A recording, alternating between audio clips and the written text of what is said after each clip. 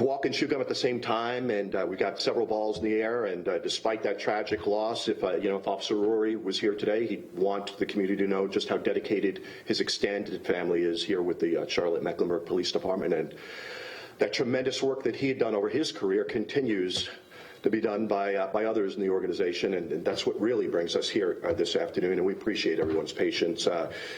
It's not too frequently that we have a stranger random rape case here in town. Thankfully, it's extremely rare.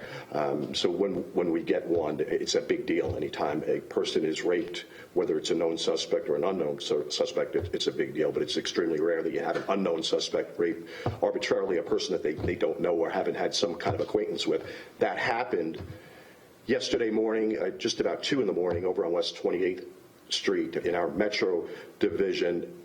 I want to introduce Sergeant Allie Brooks. She's with our sex assault unit. She's here to talk about some of the developments in the case, and more importantly, some of the tremendous work that was done by her team on the sex assault unit. So, Lieutenant Sergeant Brooks.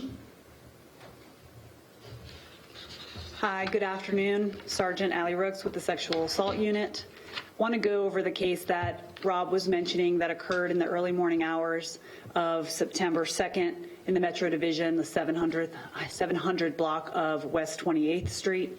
A 29-year-old female was walking home. She lives close by to where she was previously and was approached by the suspect, which I'll get into his information shortly. He began to follow her, speak with her, and then out of nowhere, she was attacked physically. He robbed her, and then he sexually assaulted her. She was located by someone in the area who called police, and that's when we became involved. This case was tragic because obviously stranger rapes are terrible and rare, but this was an amazing case for our detectives who just got out there, boots on the ground immediately, canvassing the area, looking for video surveillance, looking for anyone who saw or heard anything, and they were able quickly to locate the suspect who was still in the area. And we observed that he still had some injuries to his face that were caused by the victim during the altercation. He was arrested and brought to our headquarters and interviewed, and he was charged with the following things: second-degree sex offense, attempted rape, first-degree kidnapping, common law robbery, sexual battery, assault on a female. His name is Randy Melvin Carr. He's 57 years old, 3/31/1963. Again, I want to showcase the amazing work by the sexual assault unit who was out there, able to identify him quickly. But if anyone else saw or heard something, I urge you to call Crime Stoppers and report that, and so that we could follow up on that, and that would greatly assist our case. Questions for Sergeant Rose? This is a stupid question in many ways, but do you know how the victim is doing right now? Well, I don't want to speak on her behalf. Obviously, she's severely traumatized, and she was physically assaulted, but we are going to work with her and with our advocates. Obviously, her health is a priority, but then we have, our advocates to work with her emotionally as well. This happened very early in the morning in not one of the better parts of town. What advice can you give other young women who are in a similar situation, who may have to walk home after working a late night shift and a situation like that? Yeah, we always encourage you, if you can, walk with someone or get transportation, but let people know where you are, be on the phone with someone, and take those safety precautions. Can you speak again to just how unusual and rare a stranger case is like this? It is. Obviously, we've spoken a couple of times this year, but these are very rare, and we take them very seriously. And so that's why this case particularly was so amazing, that we were able to apprehend him so fast so that it didn't affect another victim. Yes, for Sergeant Brooks. We appreciate it. Sergeant Slannon, you and your team have been, we're not done if you guys, that wouldn't break down just yet. I want to bring in Sergeant Brad Dunn. He's with our homicide unit.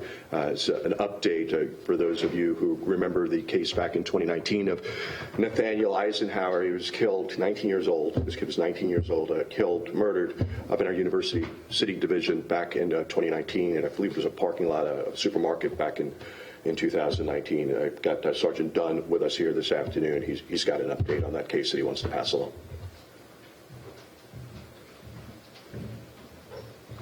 Thank you, Rob.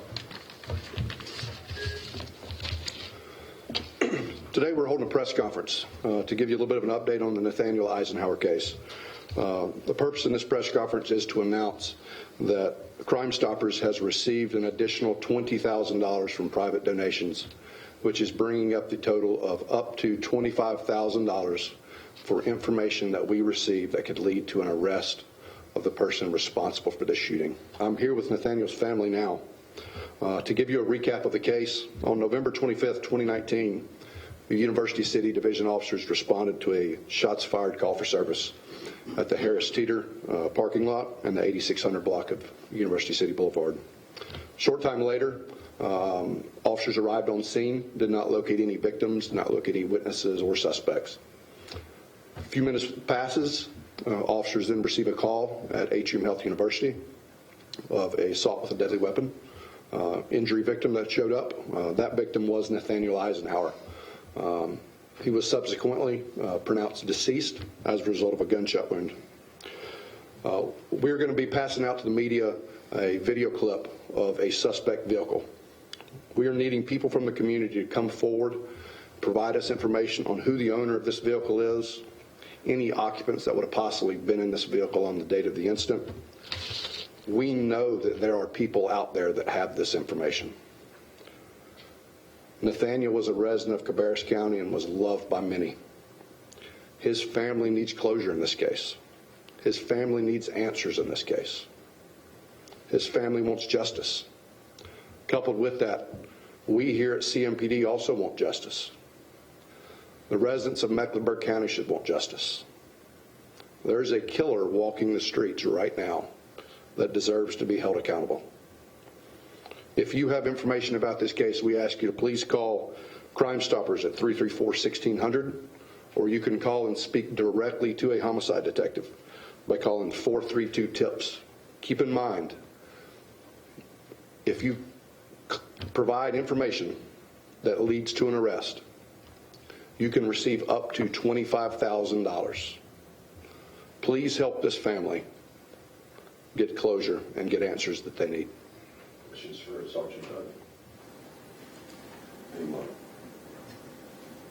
I'm sorry, you said you're going to be releasing a clip of a car. Yes. So there's going to be a video clip that the PIO's office will be releasing out to the media, and it shows a vehicle that's in the area, and we're needing to know who was in that car, who owns that car.